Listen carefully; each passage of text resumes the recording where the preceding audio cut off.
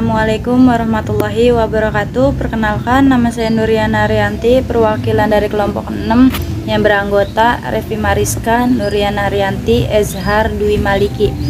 Di sini saya akan menjelaskan tentang pembebasan Irian Barat, mata pelajar IPS Guru Bidang Studi Bapak Maulana Hasan SPDI, Sekolah SMP Idarul Mukminin. Pembebasan Irian Barat. A. Perjuangan diplomasi untuk merebut Irian Barat. Indonesia menyadari bahwa pengembalian Irian Barat merupakan tuntutan nasional. Hal ini dapat terlihat dan pembebasan Irian Barat. A. Perjuangan diplomasi untuk merebut Irian Barat. Indonesia menyadari bahwa pengembalian Irian Barat merupakan tuntutan nasional. Hal ini dapat terlihat dari program-program kabinet yang selalu mengupayakan pengambilan Irian Barat antara tahun 1950 sampai dengan 1953. Indonesia berusaha menyelesaikan masalah Irian Barat dengan melalui perundingan bilateral, yakni dalam lingkungan Uni Indonesia atau Belanda. Gagalnya perundingan bilateral mendorong Indonesia untuk bersikap lebih tegas secara pihak. Pada tahun 1956, Indonesia membatalkan Uni Indonesia atau Belanda.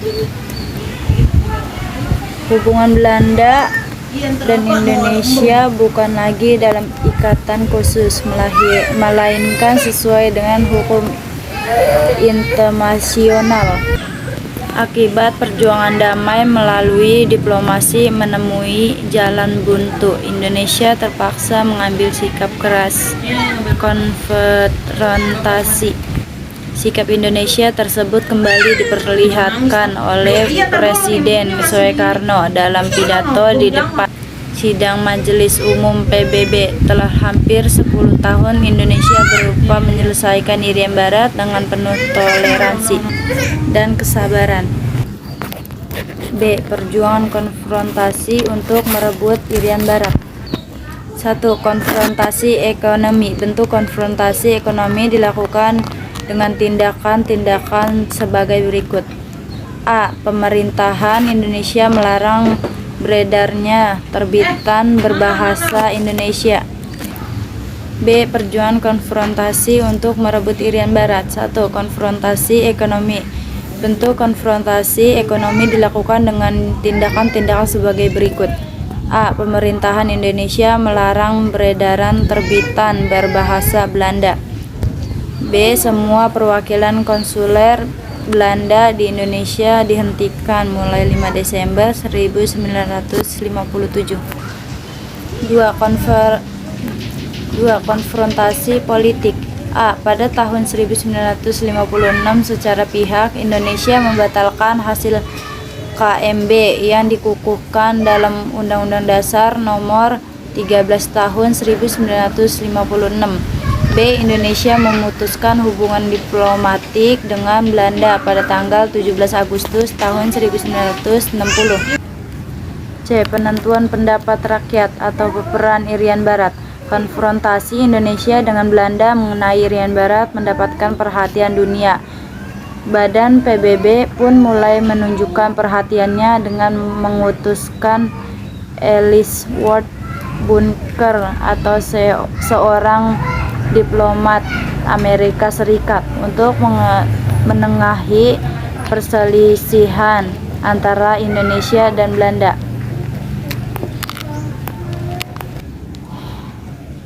Berikut ini isi rencana Bunker. 1. Belanda menyerahkan Irian Barat kepada Indonesia melalui UNTEA. 2. Pelaksanaan menyelesaikan Irian Barat selesai jangka waktu 2 tahun. Akhirnya pada tanggal 15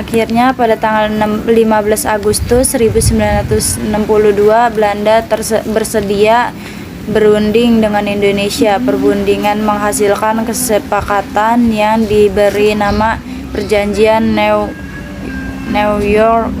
Isi Perjanjian New York sebagai berikut. 1. Penghentian permusuhan. 2. Pasukan Indonesia tetap tinggal di Irian Barat bersatu di bawah UNTEA.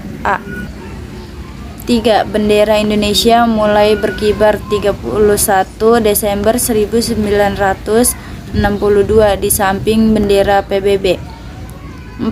Pemerian RI penerima pemerintahan di Irian Barat pada tanggal 1 Mei 1963.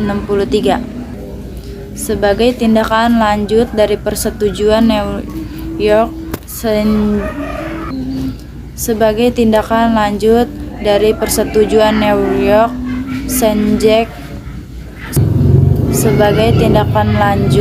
dari persetujuan New York Sekjen PBB menunjukkan Rolf Bennett dari Guatemala sebagai gubernur.